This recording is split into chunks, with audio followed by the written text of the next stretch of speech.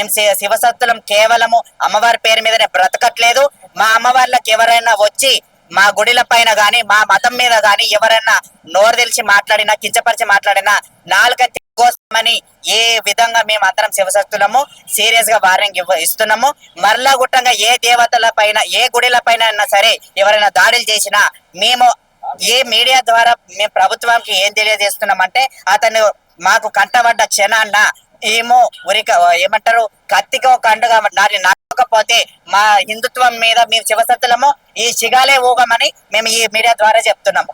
ఎవడైనా సరే ఇంకోసారి మా గుడిల పైన దాడి చేస్తే ఖచ్చితంగా అదే ఏ మీడియా ఉన్నా సరే ఏ ప్రభుత్వం ఉన్నా సరే ఆ ప్రభుత్వం ముందల్నే వాని తలపండు తీసినాకనే మేము మాట్లాడతామని ఈ మీడియా ద్వారా మేము హెచ్చరిస్తున్నాం. అందరికి జై శ్రీరామ్. నా పేరు జోగిని అనురాధ. మేము శివశక్తుల మందిరం కూడా ఈ రోజు మేము కట్టుకొని మేము కంకణం కట్టుకొని మేము వీడికి వచ్చాము.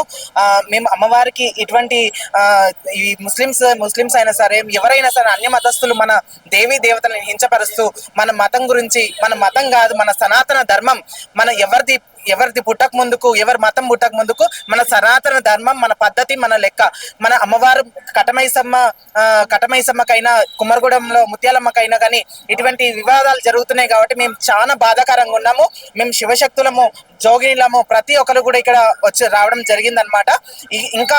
ఇంకా ప్రభుత్వం స్పందించకుంటే మాత్రం మేము ఇంకా తీవ్రంగా మేము బోనాలు కానీ ఇంకా వివిధ ప్రతి ఒక్కరు కూడా ముందుకు వస్తారు. ప్రతి ఒక్కరు కూడా సమాధానం చెప్పాలి.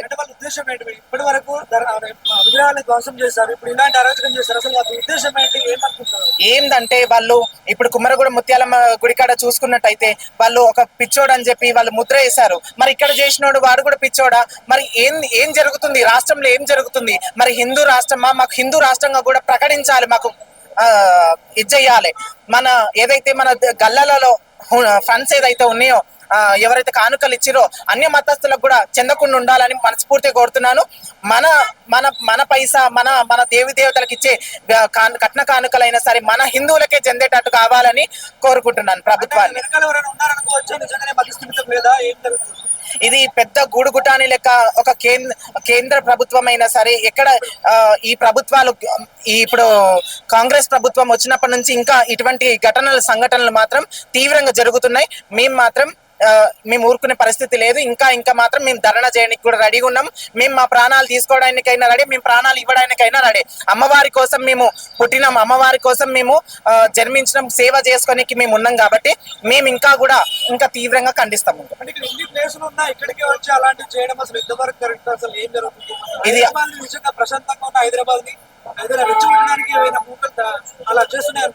అసలు ప్రభుత్వం తలుచుకుంటే ఇటువంటివి ఏవి కాదు. ప్రభుత్వం తలుచుకుంటలేదు, ముందస్తు అడిగేస్తలేదు, హెచ్చరిస్తలేదు. ఇటువంటివి చేస్తే ఈ పరిణామాలు ఇట్లుంటాయని చెప్పి వాళ్ళు వెల్లడించాలి. కానీ ఎటువంటి మా హిందువులకు అనేది రక్షణ లేదు. ఎక్కడ కూడా చూసినా కానీ ప్రతి రాష్ట్రంలో కూడా మాత్రం హిందువులకు మాత్రం ప్రొటెక్షన్ లేదు. మరి హిందువులు అన్ని మతాన్ని బాగానే గౌరవిస్తారు, రెస్పెక్ట్ చేస్తారు. బట్ ఇతర మతాల వాళ్ళు మాత్రం హిందువులు ఎందుకు టార్గెట్ చేస్తారు? మనకు తల్లి తండ్రి, మన గురువు, మన దైవం అని మన దైవమైన మన గురువులైన ఒక సభ్యత, సంస్కృతి, సాంప్రదాయం నేర్పించారు. ఇతరులని కొట్టొద్దు, తిట్టొద్దు, హేళన చేయొద్దు, అందరూ ఒకటే అన్నట్టు నేర్పించారు. కానీ వాళ్ళు ఇదే అలసగా తీసుకొని మాత్రం మన హిందువుల పైన దాడి చేస్తున్నారు. కానీ ఈసారి మాత్రం మేము ఊరుకునేది లేదు. ఇంకా పెద్ద ఎత్తున మాత్రం మేము ముందుకు వెళ్తాం.